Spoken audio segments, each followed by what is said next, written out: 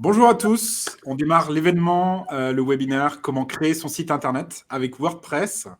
Alors, on va attendre que tout le monde arrive. Je vois les gens qui se connectent petit à petit. Hop. Alors, je suis accompagné de Diane et Kevin, du coup, Bonjour. qui sont développeurs web et experts en WordPress en particulier. Alors, hop, on va attendre que tout le monde arrive. Ah, ça y est, je vois encore plein de gens qui arrivent. Bonjour Alexandra, bienvenue à tous sur l'événement « Comment créer son site internet » par La Station Web. Hop. Alors, avant de commencer, on va attendre que tout le monde arrive. Comme ça évitera, à quelqu'un de louper. Bonjour à tous, bonjour Rémi, bonjour Véronique, bonjour Anne-Laure, bonjour Eva, bonjour Marcel. Vous êtes très nombreux aujourd'hui, c'est super. Alors, en termes d'organisation, vous avez vu, vous avez un petit chat sur la droite, donc n'hésitez pas au fil de nos discussions à poser vos questions. Comme ça sera beaucoup plus simple. Et puis, on prendra quelques questions en live aussi. Allez, on attend encore quelques personnes. Vous êtes plus de 150 aujourd'hui sur l'événement, donc merci à tous pour votre inscription. J'espère qu'on va pouvoir vous apporter plein d'informations intéressantes. Alors, Jennifer me demande s'il y aura un replay. Bah, écoutez, le mieux, c'est d'être sur le live quand même. Mais bien sûr, on vous enverra un replay après l'événement directement, avec un lien vers la vidéo de suite. Allez, je crois qu'on va pouvoir commencer. Vous êtes près de 150 aujourd'hui sur ce webinaire. Comment créer votre site Internet avec WordPress. Un webinaire organisé, du coup, par La Station Web. Merci à tous pour vos connexions. Donc, je suis aujourd'hui accompagné, je le redis, de Kevin et Diane, qui sont experts en développement web et plus particulièrement en WordPress. Bonjour ou rebonjour à vous deux. Bonjour. Aujourd'hui, du coup, l'idée, c'est d'avancer un peu sur la thématique WordPress, d'essayer de comprendre à quoi ça sert, comment on va pouvoir créer un WordPress. Et puis, je crois que vous avez quelques bottes secrètes à nous partager. Donc voilà, dans un premier temps, on va dépatouiller un peu pour comprendre quelle est la différence entre WordPress et les autres solutions. Et puis, ensuite, on va avancer un peu plus sur pourquoi utiliser WordPress et comment se lancer dans la création. Alors, normalement, c'est Victor qui présente les webinaires. Aujourd'hui, c'est moi directement. Donc, je suis Swan Lemoigne. Je suis intervenant à la Station Web, donc la plateforme de formation en ligne. L'idée, c'est qu'on va échanger pendant 40-45 minutes ensemble avec Kevin et Diane. Et ensuite, on prendra 10 à 15 minutes pour prendre toutes vos questions. Mais n'hésitez pas d'ores et déjà à mettre votre question dans le chat. J'en prendrai sûrement quelques-unes. Donc, comme je disais, vous êtes plus de 150 aujourd'hui. Merci à tous pour votre présence. Alors, avant de commencer, quelques chiffres importants à retenir. Aujourd'hui, quand on parle de WordPress, ce n'est pas un hasard. Vous avez 43% des sites Internet dans le monde qui sont créés sur une base de WordPress. Donc, c'est vraiment énorme. Vous voyez, c'est pratiquement un site sur deux aujourd'hui sur le web qui est créé par WordPress. WordPress, c'est un univers et un écosystème très complet. Vous avez plus de 55 000 plugins ou extensions, donc des petits modules qui permettent d'améliorer le site Internet également présents. Et WordPress, c'est plus de 9000 thèmes. Alors, peut-être vous pourrez nous décrire, Diane et Kevin, qu'est-ce que j'entends par thème, mais voilà, vous avez énormément de thèmes, donc de design, on va dire, simplement différents. Voilà. Donc, merci à tous. Je vois qu'il y a 3Deck, Enora, Lydie encore qui nous disent bonjour, bonjour à tous. Alors, écoutez, ce que je vous propose, c'est qu'on rentre directement dans le vif du sujet avant, bien sûr, de parler de votre botte secrète à la fin. Moi, la première question et la question souvent récurrente qu'on se pose, c'est on voit des solutions comme Wix ou autres qui ont l'air très faciles à mettre en place. Aujourd'hui, concrètement, pourquoi aller sur WordPress? On a l'impression que Wix, c'est pas cher, c'est rapide, c'est simple à faire. Mais du coup, voilà, pourquoi autant de monde utilise WordPress et selon vous, pourquoi on va sur WordPress? Ok. Alors pour moi, la principale différence du coup qu'on va trouver entre WordPress et les solutions comme Wix, ou on peut aussi citer Squarespace, c'est que ces solutions, elles sont fournies en fait avec elles sont auto-hébergées. Donc, ça veut dire que c'est un service d'hébergement et d'outils qui est fixe et qui est qu'on va pas pouvoir modifier en fait et qui vous appartient pas. C'est-à-dire que toutes les données que vous allez mettre sur votre site, tout ce que vous allez faire sur votre site est en fait chez Wix ou chez Squarespace. Alors que WordPress, on va pouvoir l'installer sur son propre hébergement. Ok, donc ça veut dire qu'en gros, on est sur une solution où on peut être propriétaire, alors que sur Wix, on ne va pas du tout être propriétaire sur ce genre de choses. Oui. Du site. Et du coup, j'imagine que ça, derrière, ça a un impact sur ce qu'on est capable de faire ou pas sur le site, ou pas du tout. Est-ce qu'on peut faire la même chose sur un Wix ou sur un WordPress? Il y aura forcément des limites dans le sens où sur un WordPress, on peut vraiment tout changer. Enfin, alors on peut même aller jusqu'à hacker le cœur de WordPress pour en faire des modifications si vraiment il y en a le besoin, ce qui ne sera jamais le cas sur un Wix où on est obligé de garder le cœur tel qu'il est et on ne peut pas le toucher, par exemple, si on veut vraiment aller très profond dans le code. D'accord. Ok. Je suis désolé, j'entends qu'il y a le chien derrière, donc désolé pour le petit bruit là-dessus. Voilà, mais c'est bien, on n'est pas 3, on est 4 aujourd'hui, c'est super. Ok. Et alors du coup, deuxième question pour toi, Kevin, et puis Diane, c'est aujourd'hui, qu'est-ce qui va faire qu'on va choisir WordPress plus qu'un autre outil, et puis quelle utilisation finalement on va en faire?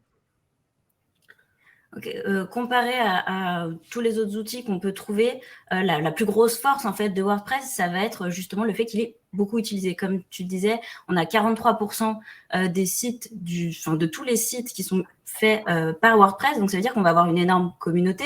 On va aussi avoir énormément d'outils pour améliorer et modifier WordPress. Et on va jamais se retrouver seul puisqu'on va avoir énormément de vidéos, de contenus, de formations, d'experts, de forums à notre disposition pour pouvoir développer le site, trouver des solutions à nos problématiques et améliorer et faire de son site un très bon outil de communication, de référencement, etc.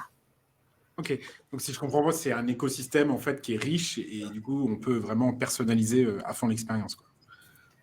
C'est ça. Et du coup, ça en fait un choix peu risqué. Quand on doit faire un choix de technologie, souvent faire le choix de la technologie la plus répandue, ça reste pas tout le temps le meilleur choix, mais en tout cas, c'est souvent le moins risqué. Quand on veut savoir si ça va perdurer, quand on fait un choix de technologie, on a besoin de savoir si elle est pérenne ou pas. Et du coup, faire le choix de WordPress, on sait que dans le temps, ça le sera, parce que ça l'est déjà et que beaucoup de personnes l'ont actuellement. Si on peut faire. D'accord, donc ce que tu veux dire, c'est qu'en gros, il y a une pérennité et qu'on est sûr que ça ne va pas devenir obsolète en termes de technologie. C'est que demain, ça ne va pas s'effondrer demain. D'accord. Demain, ça ne va pas fermer, ce n'est pas une solution qui va être fermée ou arrêter d'évoluer parce que c'est gros, c'est énorme et que c'est extrêmement suivi depuis longtemps. C'est beaucoup utilisé et c'est ancien. Ce sont deux points qui sont assez importants quand on cherche une techno qui doit durer. Ouais, la première version de WordPress, c'était 2003, si je me rappelle bien. Oui. Et par exemple, et on peut citer par exemple aussi Joomla, qui a été un CMS qui ressemblait à WordPress, qui proposait à peu près les mêmes fonctionnalités et qui, à l'heure actuelle, n'est plus beaucoup utilisé. On n'entend plus beaucoup parler de Joomla et les personnes sont globalement passées sur du WordPress, de Joomla à WordPress. D'accord, ok. Ouais, c'est une solution qui a vraiment conquis tout le monde. Alors, il y a une question aussi qu'on se pose souvent, c'est WordPress, est-ce que c'est vraiment gratuit ou quel est le coût d'un site comme WordPress? En fait, on pourrait faire un site WordPress complètement gratuit, notamment parce qu'il existe même le coût principal en fait de l'outil, c'est l'hébergement. Il faut qu'on achète un nom de domaine et un hébergement. Il me semble que vous pouvez en trouver gratuitement, mais c'est pas recommandé si vous voulez faire un site professionnel. Donc voilà, le principal budget, ça sera celui-ci. Et après, on peut investir dans son site en achetant des thèmes et des extensions dont on pourrait avoir besoin, mais c'est pas obligatoire. D'accord. L'installation un hébergement, c'est quoi? C'est quelques dizaines d'euros, centaines d'euros C'est varié, ça va dépendre, du coup, ça dépend de l'infrastructure qu'on met en place, mais en effet, pour une dizaine d'euros par mois, il est possible d'avoir un hébergement pour les noms de domaine associés pour une dizaine d'euros. Après, Enfin, mais ça peut aussi monter très très vite. Enfin, on peut aussi avoir des hébergements à plusieurs centaines d'euros par an. Enfin, ça dépend de l'infrastructure dont on a besoin. Ok, très clair. Donc, c'est abordable aussi, comme on peut le voir sur d'autres solutions, quoi. D'accord.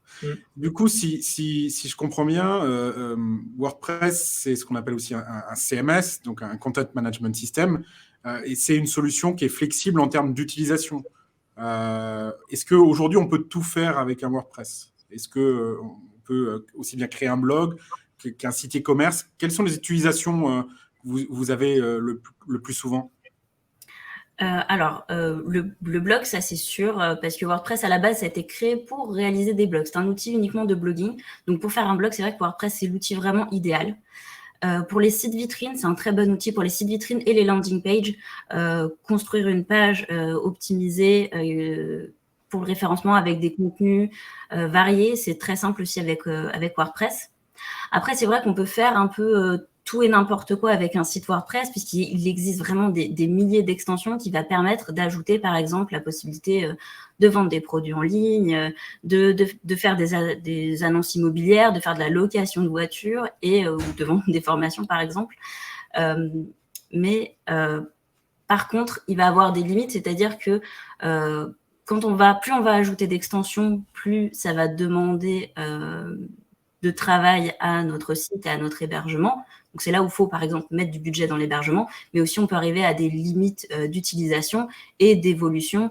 Donc, plus on a besoin de faire quelque chose de spécifique, compliqué et adapté à un besoin très, très précis qui nous est particulier, moins ça va être une solution que je recommanderais. Mais c'est vrai qu'on peut déjà faire un nombre très, très varié de choses sur WordPress et ça peut être aussi un très bon outil pour faire une première version d'un outil, par exemple. D'accord, quand tu dis que si ça devient trop, s'il y a trop de fonctionnalités, c'est peut-être pas la meilleure solution, tu penses à quoi plus précisément? Est-ce qu'on se dirige pas vers l'applicatif après, avec Exactement. des fonctions qui demandent peut-être des bases de données plus avancées ou des choses comme ça? Où tu mets un peu le curseur en se disant jusqu'où je peux aller finalement avec un WordPress? Ça va partir du moment où il va falloir vraiment trop modifier. En fait, c'est la force et la faiblesse des outils qui peuvent tout faire, c'est qu'on peut faire beaucoup de choses en surface, mais dès qu'on va trop profond, dès qu'on s'éloigne trop en fait du cœur, là c'est là où on va rencontrer des limites. C'est peut-être là que ce sera pas forcément l'outil le plus idéal. Si on reprend un cas très simple pour une boutique en ligne, ça peut être un très bon outil pour vendre quelques produits. Mais si demain vous voulez ouvrir le nouveau LDLC, c'est pas un WordPress qu'il vous faut, parce que là, on va rentrer dans des choses très spécifiques avec des énormes catalogues, avec des produits très compliqués, et ce sera pas le bon outil. Par contre, pour vous voulez vendre vos savons, vous avez 10 savons à vendre, c'est un super outil pour ça. D'accord. Il faut vraiment... Donc, c'est là où on utilise des extensions, par exemple, comme WooCommerce ou autre, j'imagine, Oui. pour intégrer des solutions, enfin, pour intégrer, en fait, directement une boutique en ligne, quoi. Oui, c'est ça, D'accord. qui est la grosse feature pour la vente en ligne, c'est WooCommerce, et c'est ça qui permet de lancer WordPress sur de la vente en ligne. C'est vraiment cette extension-là. Ok. Aujourd'hui, vous savez, on a beaucoup d'organismes de formation qui nous suivent aujourd'hui sur le live. Est-ce que vous recommanderiez WordPress pour un organisme de formation qui a besoin de présenter ses formations, ses programmes? Est-ce que vous pensez que c'est un outil adapté? Pour de la présentation, oui, parce qu'on va pouvoir vraiment avoir des pages avec des contenus de types différents ou même des contenus de type vidéo et que pour les pages sur lesquelles on fait du référencement et on pousse des informations, c'est quand même très pratique comme outil. D'accord. Et donc, typiquement, pour un organisme de formation qui voudrait présenter son catalogue, est-ce qu'il peut avoir une page avec l'ensemble de son programme et toutes les modalités de formation? Et puis derrière, comment est-ce que WordPress va l'aider aussi à gérer les inscriptions, par exemple? Alors, il existe... Il y a des outils pour ça. On en a déjà mis en place. Bref, du coup, là, on est dans le cas parfait, c'est que on rentre dans de la fonctionnalité. En vrai, tout va dépendre à chaque fois du besoin précis de l'utilisateur pour voir à quel point l'outil WordPress va répondre à son besoin d'inscription. Les informations vraiment qu'il aura besoin de recueillir sur ses utilisateurs. Le traitement derrière qui va avoir besoin de ces données sur les dates de naissance, la localisation. C'est là où c'est à ce moment-là où du coup l'expertise de la personne avec qui on communique sur le WordPress est importante pour voir si le besoin précis de l'utilisateur va pouvoir bien matcher avec ce que veut WordPress. Donc la réponse est oui, on peut, sauf si un des besoins précis de l'utilisateur ne répond pas et ne peut pas on peut pas le résoudre par un développement. D'accord, alors on va parler juste après de voir comment on démarre bien avec WordPress. Si je comprends ce que tu viens de nous dire, Kevin, c'est que finalement, avant de créer son site, il faut déjà finalement définir un cahier des charges, si je peux dire, avec l'ensemble des besoins, des fonctionnalités. Ça, pour vous, c'est obligatoire ou pas? Oui, pour choisir en fait, on veut choisir une solution technique. Et pour ça, on a besoin de savoir tout ce qu'on doit faire. En fait, c'est ce qu'on fait en tant que personne pour souvent n'importe quel achat. Quand on veut acheter un produit, on sait ce que veut faire notre produit. Et on part avec ces caractéristiques-là et après, on va faire notre achat. Quand on construit un site, c'est un petit peu la même chose. Souvent, on pense au visuel, parce que c'est vrai que c'est très important, mais il faut aussi penser en fonction ce qu'on attend de notre site. Ce que doit faire notre site, c'est très important dès le départ, parce que c'est à partir de cette base-là qu'on va faire notre choix sur par exemple, si on part sur un WordPress ou pas. D'accord, donc si je comprends bien, dans ce cahier des charges, vous allez avoir à la fois un aspect plutôt design et sur les contenus que je veux intégrer sur le site, mais aussi un aspect fonctionnel de dire, voilà, moi j'ai besoin que les gens peut-être s'inscrivent ou nous envoient des messages ou achètent directement en ligne. Ça, pour vous, c'est important d'avoir ce brief avant de se lancer dans la création.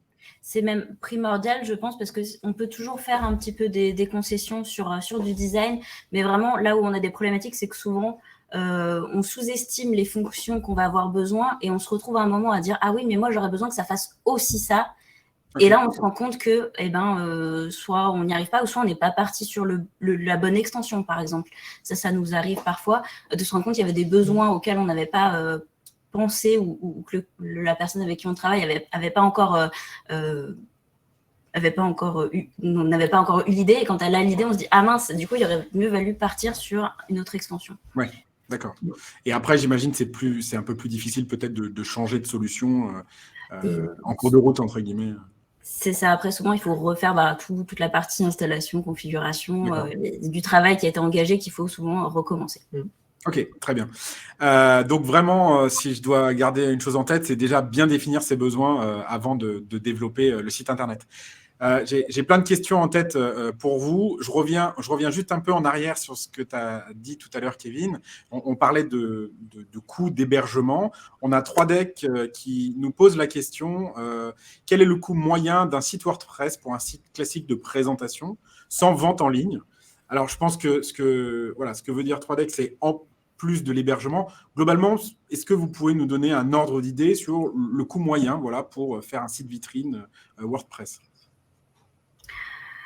C'est très compliqué. On peut donner le coût moyen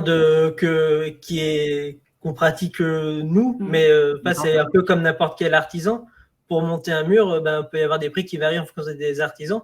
C'est pareil quand on fait du développement web. Donc, on peut donner le prix moyen schéma et conception pour un site internet, mais vous pourrez avoir peut-être 3 fois ce prix chez d'autres personnes et vous pourrez avoir peut-être même 3 fois moins cher chez d'autres. Donc, c'est... Ok. Si on doit commencer par un point, est-ce qu'on peut dire que c'est possible de faire un WordPress seul et c'est aussi possible de faire appel à un prestataire? Oui. Même plusieurs. Oui, même plusieurs dans beaucoup de projets. Parce qu'en fait, du coup, faire appel à plusieurs corps de métier, ça permet d'avoir une expertise sur chacun, même si on peut toujours trouver un prestataire qui fait tout, mais plus on en fait, moins on est spécialisé dans tout ce qu'on fait. C'est ça.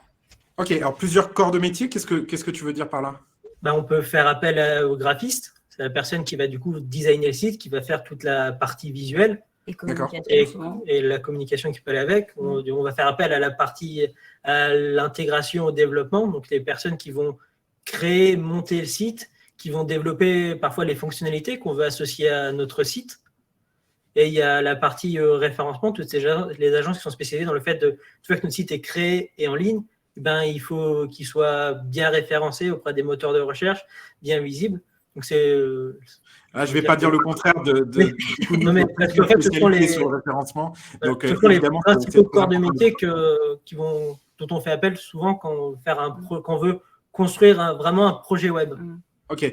Donc, globalement, est-ce qu'on peut dire que si on le fait soi-même, finalement, c'est du temps et qu'il y a des frais d'hébergement et peut-être, comme tu disais, Diane, tout à l'heure, l'achat d'extensions ou de thèmes. Est-ce que vous pouvez, je pense que c'est important on aime bien avoir quelques chiffres.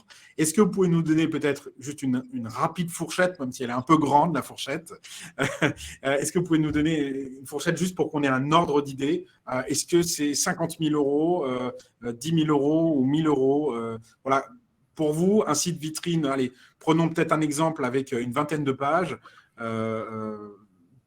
Voilà, à la grosse, il faut compter à peu près combien?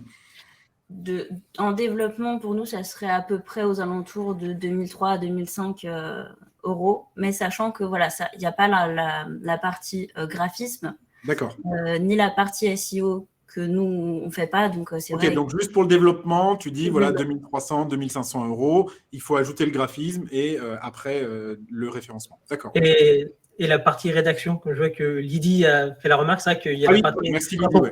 Quand on fait du contenu, en effet, la partie rédaction, qui est une part aussi importante du coup du référencement, parce que c'est un tout, c'est aussi un budget, en effet. Qui est souvent d'ailleurs à négliger. Oui, oui. Ouais, donc c'est hyper important de comprendre en fait que au fur et à mesure qu'on parle, je me dis que dans un projet de site internet, finalement, c'est pas juste la technologie. On parle de WordPress aujourd'hui, mais WordPress, finalement, c'est un peu la coquille vide de ce que je comprends. C'est qu'à un moment donné, il va falloir avoir du graphisme, des contenus, du référencement et peut-être encore d'autres choses autour du site. Ok, je reviens. Alors, on a une question de Dorothée. Je me permets de prendre la question en live également, qui demande est-ce qu'on peut acheter le nom de domaine indépendamment de la création du site internet? Alors, c'est vrai qu'on n'a pas du tout parlé du nom de domaine, on a parlé d'hébergement. Donc, c'est là où le site va être, va être sauvegardé, entre guillemets.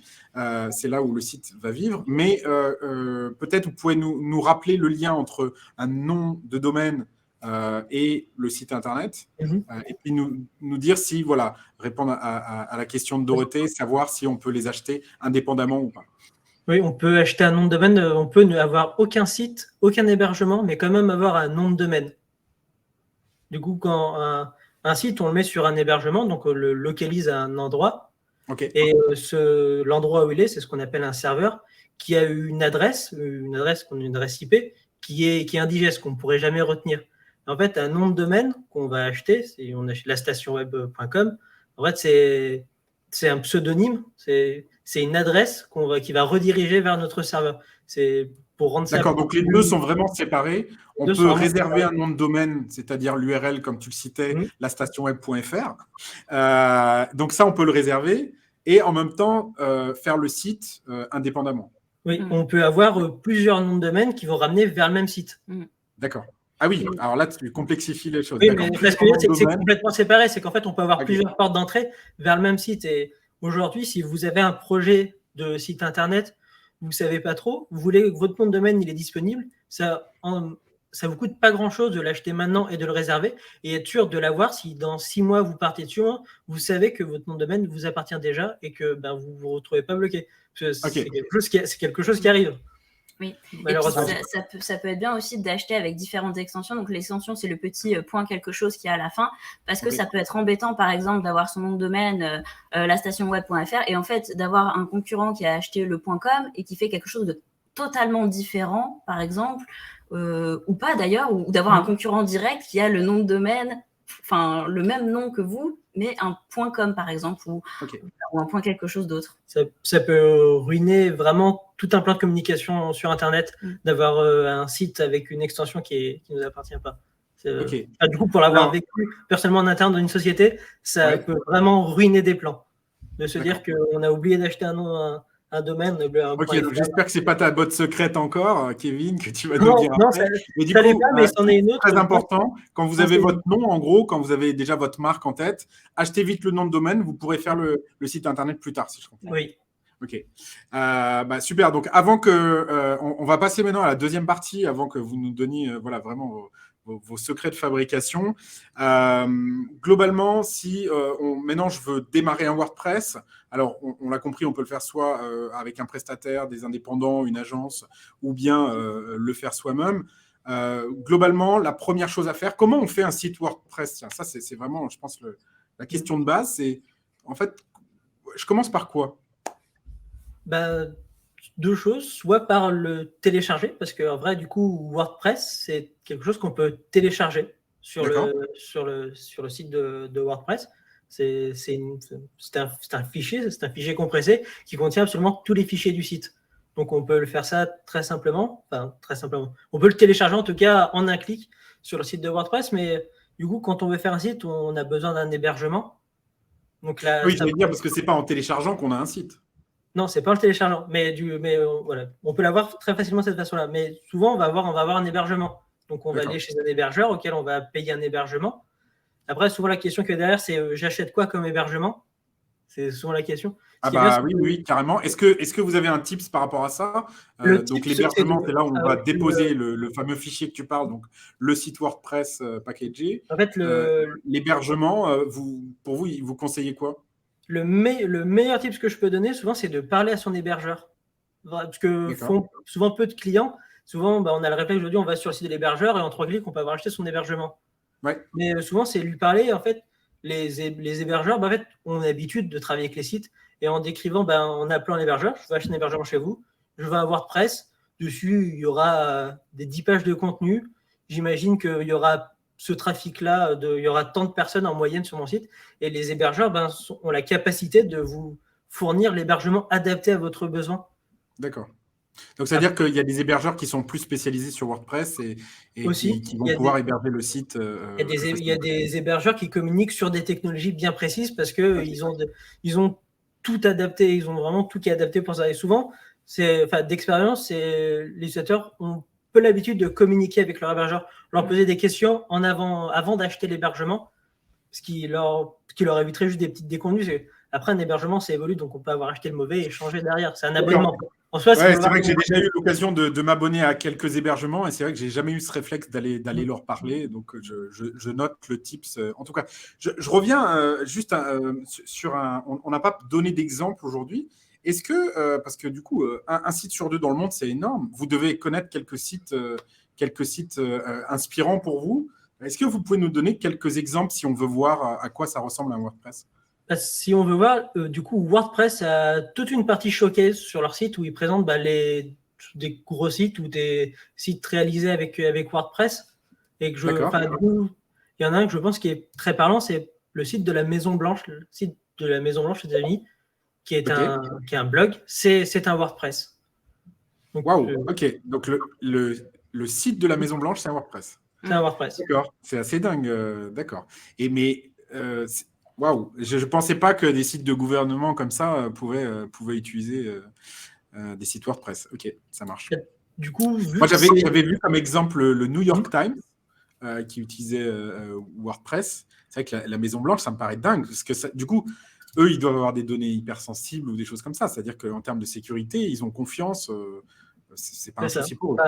Oui. Après, la sécurité, c'est aussi beaucoup une histoire d'hébergement.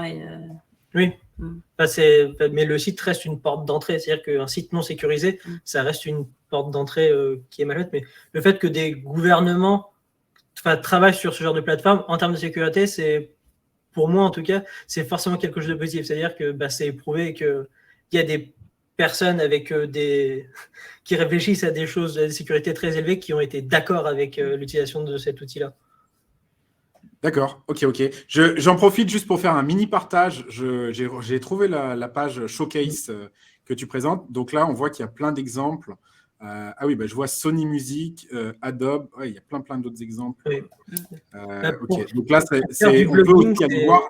Si on hésite encore, on peut aussi aller voir des exemples et essayer de comprendre. Du coup, c'est pas très étonnant que pour des blogs, même sur des grosses structures, ils partent sur WordPress, parce que pour le blog, c'est vraiment l'outil absolu. Si on veut faire du blog, c'est sûr.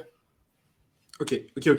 D'ailleurs, du coup, pour rebondir sur ce que tu dis, parce que tout à l'heure, on a dit aussi que ça pouvait faire du e-commerce ou d'autres choses, est-ce que vous pouvez nous donner les grandes fonctionnalités qui existent dans WordPress Aujourd'hui, c'est quoi les principales fonctionnalités? Donc le blog, le fait qu'on puisse faire du blog et de la gestion des articles, sur les pages de contenu, donc sur des pages informatives, où on va juste écrire des informations, enfin de pages de présentation. Ça va être après en termes de fonctionnalité, du coup, on va pouvoir faire de l'e-commerce. Excuse-moi, je te coupe juste. Du coup, les pages de contenu, ça veut dire que c'est des pages où on peut mettre, si je comprends bien, tout ce qu'on veut. Tout ce qu'on veut.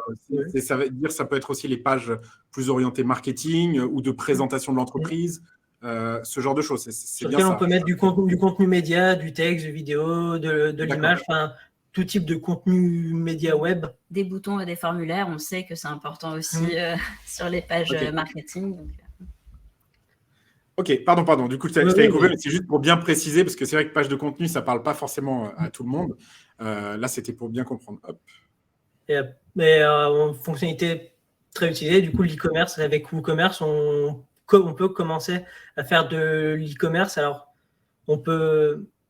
ça va être un bon outil pour de l'e-commerce qui ne sera pas très spécialisé dans ce qu'on vend, dans le sens où si vous voulez vendre des produits très spécifiques, des produits à construire, des produits à... Oui, comme exemple, il n'y a pas longtemps, on a fait une boutique où on vend des produits où on peut modifier leur dimension et ça change automatiquement leur prix en fonction de la dimension du produit. Et là, on arrive dans des choses très particulières où on va avoir des petits curseurs pour dire, moi, je veux exactement que mon meuble, il fasse 1,22 m de long. Enfin, voilà, et ça commence à demander des modifications, en tout cas des développements spécifiques complexes. Pour lequel c'est pas forcément prévu, tout comme le fait si intégrer un catalogue de 200 000 produits, c'est pas non plus l'outil le plus adapté. En fait, ce sera pas adapté pour la personne qui va gérer les produits derrière. Pour le visiteur, il y aura pas de souci. Par contre, c'est derrière. C'est la logistique. La logistique derrière, gérer un catalogue de 200 000 produits, c'est pas fait pour. Enfin, la personne qui gère le site va passer beaucoup de temps de gestion parce que l'outil n'est pas adapté. Mais pour faire la plupart des boutiques qu'on met en ligne, c'est souvent des commerces qui ont un magasin et mettent en plus une boutique en ligne. Et du coup, on est sur des catalogues qui sont des catalogues humains parce que ce sont des personnes qui gèrent des boutiques. Donc, ça reste un bon outil. Oui, c'est facile à mettre en place. On entend parler de dire, si vous avez, je donne un exemple, entre 500 et 1000 produits maximum, ça reste gérable. Si vous en avez beaucoup plus, c'est peut-être pas, parce que la première fonction, comme vous l'avez dit, c'est d'abord pour gérer du contenu. Donc, c'est-à-dire que si vous faites du e-commerce, finalement, c'est une fonction secondaire et c'est moins adapté. Donc, je retiens ici dans ce que tu disais, Diane, si vous vendez des éponges, pas de souci. Si vous vendez des meubles sur mesure qui demandent un niveau de personnalisation important, du coup, tu ne recommanderais pas trop WordPress, si je comprends bien. Non, on risque de rencontrer des petites déconvenues, on va dire. Ils se rendent compte que finalement, il n'est pas optimisé pour faire ça et même gérer. Ce qu'il y a, c'est que souvent, du coup, ça crée ce qu'on appelle des déclinaisons de produits. Donc, ça veut dire qu'on a un produit qui existe dans 20 versions différentes. Et ça peut être long un petit peu aussi, puisqu'il faut définir des prix pour chacune de ces versions et définir un tas d'informations pour chacune de ces versions. C'est vrai que ça commence à être compliqué. Et là, du coup, il faut retourner vers les Wix et autres, ou est-ce qu'il faut aller vers d'autres solutions? On entend parler des fois de Magento, PrestaShop et pour la vente en ligne, c'est vraiment un univers à part dans les sites et dans les CMS, et que du coup c'est très compliqué. Ça demande, s'il y a bien un type de site qui demande vraiment une étude approfondie, c'est la vente en ligne, dans le sens où il y a une étude approfondie pour les produits, la gestion de notre catalogue, et après pour toute la logistique qu'il y a derrière la vente en ligne, pour les transporteurs, pour la facturation, pour les stocks. On rentre vraiment quasiment dans l'univers du commerce. D'accord. Donc là, vous le mettrez un peu à part en disant, voilà, si vous voulez faire une petite boutique, si je comprends bien, c'est ça votre conseil. Si c'est une petite boutique qui n'a pas besoin de trop de personnalisation, WordPress, c'est très bien. Si vous avez plus de complexité ou des volumes de produits très importants, il faut peut-être étudier d'autres solutions. Oui, c'est ça, parce qu'on a des clients, leur boutique, c'est quasiment leur ERP aussi. Donc là, c'est vraiment quelque chose de... Nous, on a déjà refusé des sites, des personnes voulaient absolument un WordPress avec un WooCommerce. Et du coup, des projets qu'on a refusés parce que en fait, c'était pas possible. Ce que les clients, c'était vraiment pas adapté. C'est pour ça que l'étude est importante quand on part sur un projet, et qu'il faut rarement se bloquer sur une techno dès le début, parce que ça risque de poser des soucis à terme. Ok. Je reviens sur une autre fonctionnalité. On en a légèrement parlé tout à l'heure. Est-ce que on est obligé d'avoir un thème? Souvent, on parle voilà, là, on a l'impression qu'on installe WordPress et ça se met tout seul en place. Mais après, ce qu'on veut, c'est aussi personnaliser le design de son site. Comment ça fonctionne les thèmes? Est-ce que vous pouvez nous expliquer un peu plus cette fonctionnalité? Oui, bah, les thèmes, en fait, c'est comme une extension, mais qui viendrait modifier uniquement l'apparence visuelle du site. C'est-à-dire que ça va venir un petit peu définir comment va s'afficher, par exemple, le menu de navigation, le pied de page. Ça va nous permettre, souvent, c'est des outils qui vont permettre de modifier, par exemple, les polices qui sont utilisées, la couleur des boutons, voilà, ce genre d'éléments graphiques du site. D'accord. Et ça, c'est gratuit, c'est payant, on les trouve où? Il y a les deux. Il y a les deux. Il y a des thèmes gratuits, des thèmes payants. Ça se trouve, du coup, WordPress a une bibliothèque de plugins pour les fonctionnalités et une bibliothèque de thèmes pour les thèmes. Ça, quand on met en place notre WordPress, on a accès à ces bibliothèques, tout comme il y a l'App Store, ce genre de choses avec vos téléphones portables. C'est vraiment le même principe. On navigue dans un catalogue de thèmes et on a les choix. Il y a des gratuits et des payants. Et en fait, la différence, ça va être les fonctionnalités qui lui sont associées, les personnes ou les sociétés qui ont développé ces thèmes. On peut aller sur des choses très simples et on peut aller sur des thèmes très complexes qui vont donner accès à plein de fonctionnalités.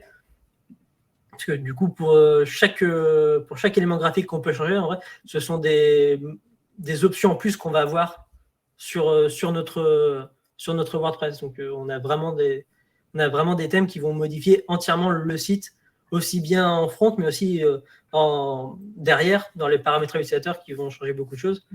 Mais ce n'est pas une obligation. Enfin, quand on installe un WordPress, on a le thème de base de WordPress qu'on peut aussi venir modifier. Alors, tu as parlé qu'il y avait, ça modifiait le fond et l'espace public. C'est quelque chose qu'on n'a pas évoqué. Alors, on va juste évoquer ce thème parce qu'on est en train de dépasser un peu et donc on va se laisser encore 2-3 minutes et on va prendre les questions. Ça va généralement très vite parce qu'on a plusieurs questions qu'il va falloir qu'on prenne sur le chat. Mais est-ce que tu peux nous expliquer ce que tu entends par ces deux endroits? Est-ce que quand on installe un site internet, finalement, on a un endroit où on peut le gérer et le public, comment ça fonctionne? Un site internet, il a une arrière-boutique. C'est le panneau d'administration. Comme une vraie boutique, en fait, tu as une réserve et tu peux… Sur une boutique, on a la façade, celle où que voient les clients. C'est ce qu'on appelle le front, c'est ça? Des fois, on parle de front. Okay. On appelle le front, c'est vraiment du commerce, parce que c'est la façade et c'est ce qu'on voit quand on navigue sur les sites. Et il y a l'arrière-boutique, du coup, c'est la partie administration, ce qu'on appelle le back. Le back-office, c'est la partie administration. Le back-office. Okay. Voilà, c'est ce que vous avez accès quand vous avez un site à vous. Vous avez accès à ce back-office avec un accès spécial. Et en fait, c'est là où vous allez gérer vos contenus, créer vos pages, créer vos blogs, vos articles, et aussi l'ensemble de paramètres. En fait, c'est là où vous articulez votre site. C'est à cet endroit-là. Donc, ça veut dire qu'en fait, dans le back-office, on peut administrer et modifier les contenus directement qui vont être visibles sur la partie publique. Voilà, c'est la force du CMS. En fait, c'est ça que sert un CMS, c'est avoir accès à cette partie back qui permet de créer des choses sans pour autant toucher au code. Il n'y a pas besoin d'avoir des connaissances en PHP, en HTML, dans des langages qui peuvent nous paraître obscurs. Grâce au CMS, pour créer un article, on a affaire à un éditeur de texte, on a affaire à un Word. Et un Word, ça parle à beaucoup plus de personnes que les langages de développement. C'est l'intérêt des CMS, il est dans cette partie back pour l'utilisateur. Okay. D'accord. Et sur la partie front, il y a souvent aussi une question qui se pose, c'est de dire comment je fais évoluer mon site internet. Alors, on n'a peut-être pas le temps d'en parler plus en détail, mais on voit de plus en plus aujourd'hui aussi des constructeurs comme Elementor ou autres qui permettent en fait à n'importe qui de modifier le design. Vous en mettez sur les sites aussi Oui, on en met parce que du coup, les sites qu'on propose à nos clients, après, ce sont nos clients qui les récupèrent, qui vont les utiliser. Donc, on met en place des outils qui vont aussi leur permettre, si demain ils veulent, de leur apporter des modifications sans qu'ils aient à toucher ou à connaître du code. Et en effet, il existe donc ce qu'on appelle des constructeurs. Ce sont des outils avec des interfaces graphiques qui permettent de créer des éléments sans avoir à rentrer du Ouais, code. ça veut dire que je peux directement entrer un texte, ajouter une photo ou autre directement. Mettre une vidéo, un bouton en 2 clics. Le but, c'est de rendre ça accessible à des personnes n'ayant pas de connaissances techniques particulières. Juste avec un petit peu de formation. On apprend un outil, on n'apprend pas un langage, ce qui est plus simple. Ok. Donc, si je comprends bien, en fait, ça offre quand même, c'est une solution qui offre de la flexibilité, c'est-à-dire qu'une fois qu'il y a un design, on peut quand même après le modifier. Et finalement, on peut tout modifier sur un site WordPress. Oui. On gère directement. Oui. On va avancer un peu. Ça fait déjà 40 minutes qu'on est ensemble, que le temps passe vite. Alors, avant que vous nous donniez vos astuces et je dirais que vos bots sur WordPress, et puis moi, je rajouterai un élément sur le référencement. Ce que je vous propose, c'est qu'on prenne quelques questions maintenant qui sont sur le chat. Donc, c'est le moment. Si vous avez des questions, vous avez Kevin et Diane qui sont développeurs web et experts en WordPress de leur agence My Conception. Profitez-en si vous avez des questions, c'est maintenant. Donc, j'avais vu tout à l'heure une question. Je vais revenir un tout petit peu en arrière. Une question de Dorothée, très technique, mais on est là pour répondre à toutes vos questions. Dorothée nous demandait, est-il possible d'intégrer une vidéo en arrière-plan sur la homepage? Alors, la homepage, traduit, c'est la page d'accueil. Donc, question technique, mais on est là pour répondre à toutes les questions. Est-ce que c'est possible, ça, d'intégrer une vidéo en homepage? Oui, on peut intégrer une vidéo en fond d'un site et venir par-dessus venir rajouter du texte, par exemple. C'est quelque chose qui se fait beaucoup. Souvent, on arrive sur des sites, on a une vidéo qui tourne et il y a le contenu par-dessus la vidéo. Enfin, oui, WordPress, avec WordPress, on peut faire ça.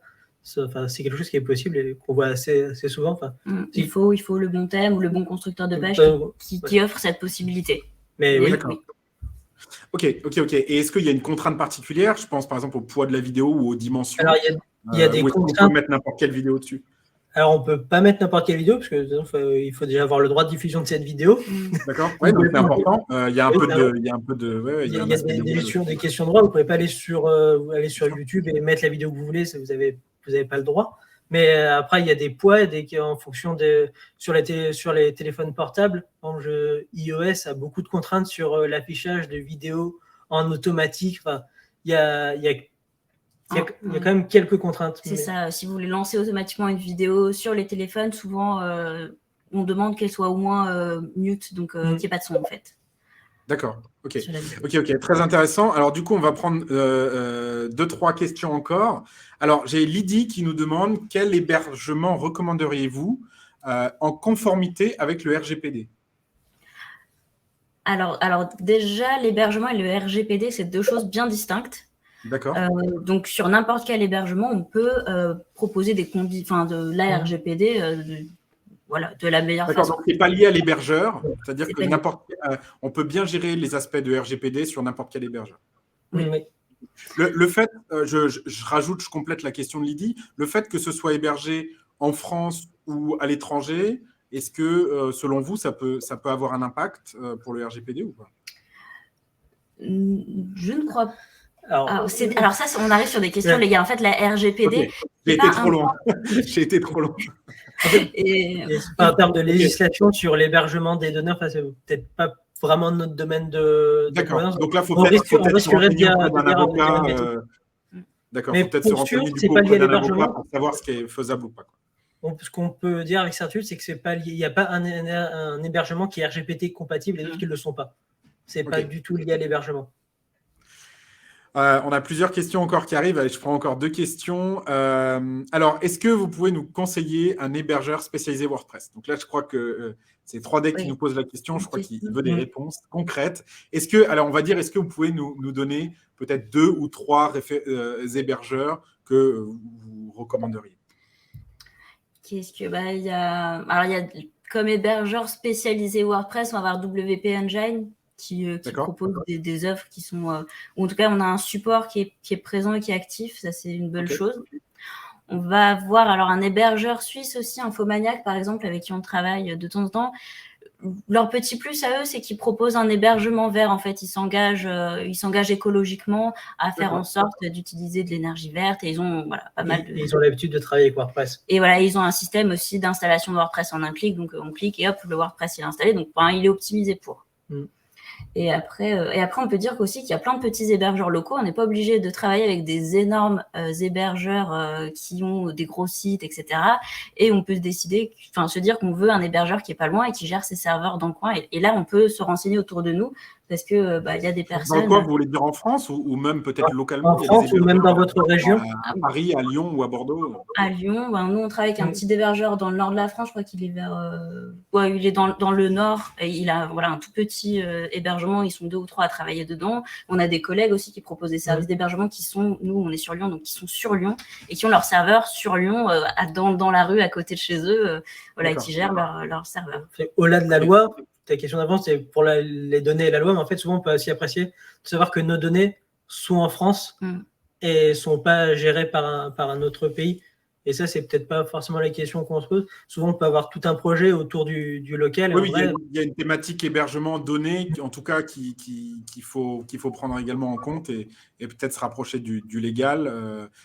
OK, donc j'ai noté WP Engine, Infomaniac, et puis après, vous avez dit potentiellement un hébergeur local. Alors, on a une question de Mathieu qui est un peu plus large, mais est-ce que, alors si je comprends bien, je vais essayer de résumer sa question, mais ce qu'il dit, c'est en gros, si vous devez reprendre un site existant WordPress, ou potentiellement, on parle de plusieurs personnes qui ont déjà mis les mains dessus, donc j'imagine plusieurs développeurs, est-ce que c'est faisable? Est-ce qu'il y a une manière de faire? Est-ce que ça vous arrive peut-être de reprendre des sites? Ou est-ce qu'on se dit, OK, on met tout à la poubelle, on recommence? C'est possible de prendre un site qui existe déjà ou pas? Oui, c'est faisable. On l'a déjà fait. En fait, faut étudier. Là, il y a une phase d'étude, voir ce qui a été fait avant et voir ce qui a été bien fait ou mal fait et voir du coup surtout quand on a ce genre de demande, c'est que souvent il y a soit une évolution qui est demandée par la personne, soit il y a quelque chose qui ne va pas et qu'ils aimeraient corriger. Souvent, nous, quand on nous contacte, qu'on doit reprendre un site qui a été fait par une ou plusieurs autres personnes, sous les 2 demandes qui suivent, c'est parce qu'on veut faire évoluer dans ce sens-là ou parce qu'on a ça et ça ne marche pas. D'accord. Okay, donc parce qu'il y a des problèmes sur mon site, en gros, je veux le faire évoluer. Voilà. Et ce que je comprends, c'est en fonction du contexte, il faut voir ce qui a été fait et c'est plus ou moins facile à reprendre. Mais quand un site a été utilisé et développé dans les bonnes règles, en vrai, c'est faisable et c'est même pas compliqué à reprendre derrière. Ce qui va être compliqué, c'est quand les personnes qui ont travaillé avant n'ont pas fait ça dans les bonnes règles. Et d'accord. C'est comme reprendre un chantier où aucune règle n'a été respectée dans le bâtiment. Où ils ont construit une maison, ils n'ont pas coulé de dalle. Ça peut être compliqué. Pour reprendre une image, peut-être parle plus de monde, mais l'idée là, en vrai, ça dépend de qui a travaillé avant nous. Si c'est bien travaillé avant nous, c'est très facile. Si ça a été mal fait, ça sera plus dur. Okay. Mais de là à dire impossible, je pense pas que je pense pas que c'est vraiment un mot. Non, si vous l'avez déjà fait, du coup, j'imagine que c'est possible. Ok, merci beaucoup pour le partage. Juste avant qu'on parle de vos 2 bots secrètes, il nous reste 3 minutes, donc on va aller très vite pour pas prendre plus de temps. Je vais juste partager l'exemple de notre nouveau site, puisque on a lancé notre nouveau site depuis hier en ligne, qui est un site qui a été fait par WordPress. Et également, réalisé, donc intégré sur la partie technique par vous-même. Donc là, vous avez un exemple également de site WordPress. J'ai une question dans le chat également de Lydie qui dit où on peut se former, sur WordPress. Je ne sais pas si vous voyez toujours mon écran ici. Oui. Vous avez Diane et Kevin qui ont créé une formation dédiée pour ça. Donc, hop, je vais vous le repartager sur la station web directement. Hop. Je crois qu'on va vous mettre le lien dans le chat. Oui, on a Sarah qui est avec nous, qui s'occupe de la régie. Hop, et donc, vous avez, voilà, je vous repartage l'écran. Vous avez sur la station web, vous pouvez retrouver la formation, créer son site internet avec Diane. Et Kevin aussi, je crois que tu interviens dans la formation. Donc là, c'est une manière de se former directement à WordPress. Merci à tous pour vos questions et puis merci Kevin et Diane pour vos réponses. Juste avant qu'on parte, si vous devez donner vos bots secrètes pour vous, voilà deux tips clés pour ceux qui voudraient se lancer dans la création d'un WordPress. Diane, peut-être je te laisse la parole. Très rapidement, on a 1 minute, donc tu nous dis, voilà, synthétique, Ok. tu nous dis. C'est quoi Très ton tips quand on lance son site WordPress? Alors, le temps de chargement, c'est très important sur un site internet. Ok. Donc, moi, je conseille d'installer des extensions qui optimisent le temps de chargement. On a WP Rocket, par exemple, qui est une référence en la matière, qui est une extension qui est payante, mais qui vraiment fait très bien le travail, ou en gratuite. Après, on peut se tourner vers Auto-Optimize, qui fait voilà, le travail aussi en gratuit, mais qui est peut-être un peu moins poussé. Ok, donc optimiser la vitesse pour que la navigation soit fluide sur le site internet. 2 extensions, WP Rocket et Auto-Optimize. Auto-Optimize. Ok, on va les mettre dans le chat également. Merci Sarah. Et puis, du coup, Kevin, toi, ta botte secrète, c'est quoi? Moi, je dirais que quand on veut créer un site WordPress soi-même sans avoir de connaissances, un constructeur de page, c'est important. Un constructeur de page qui, en plus, fonctionne bien avec des bonnes normes de création. Et du coup, Elementor, c'est un outil qu'on a découvert et qu'on utilise maintenant de plus en plus et qui répond vraiment à tous ces besoins, aussi bien utilisateurs, de pouvoir vraiment créer beaucoup de choses très simplement, sans connaissance, et avoir des choses bien créées. Voilà, du coup, le code qui est généré derrière, il est propre, il est bon, et du coup, c'est un bon outil. D'accord, donc le constructeur, c'est une recommandation, c'est ta recommandation pour pouvoir bien gérer et faire en sorte que le code derrière fonctionne bien. Ok. Facile à utiliser et bien fait. Ok. Eh ben, merci beaucoup, Kevin, pour ce partage. Moi, si je dois vous donner ma recommandation pour un site WordPress, je dirais que créer son site internet et en plus avec WordPress, c'est une bonne base et un bon départ pour le référencement de son site internet, parce qu'il ne faut pas oublier qu'une fois qu'on a son site internet, il faut le rendre visible sur les moteurs de recherche principalement. Donc, il ne faut pas oublier que derrière, comme le disait Lydie tout à l'heure, il va falloir créer du contenu, faire connaître son site en ligne, et je dirais que là, c'est une étape supplémentaire qui ne se fait pas toute seule juste quand on crée son site internet. Des fois, on pense que parce que ces solutions sont prêtes pour le référencement naturel, mais elles ne font pas du tout votre référencement naturel. Donc, pensez bien que derrière, il va falloir investir également pour générer du trafic sur le site internet. Ok, bah écoutez, merci beaucoup Kevin et Diane, merci pour ce partage. Je pense qu'on a fait un bon tour d'horizon pour voir comment créer son site internet avec WordPress. Vous pouvez retrouver du coup Kevin et Diane dans la formation sur la stationweb.fr. Et puis, on reste disponible si vous avez des questions. Je vous rappelle que le prochain webinaire sera sur le thème du growth hacking. Il va y avoir un super webinaire et on vous expliquera toutes les tactiques et les stratégies de growth hacking.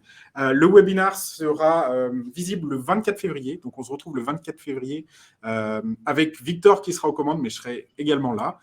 Merci à tous. Vous étiez nombreux à nous suivre aujourd'hui. On a dépassé un tout petit peu, mais merci encore. Et puis, merci à vous. Diane, je vous dis bon après-midi et à très bientôt, peut-être sur la station. Merci. Ça marche. À bientôt. Au revoir. Au revoir.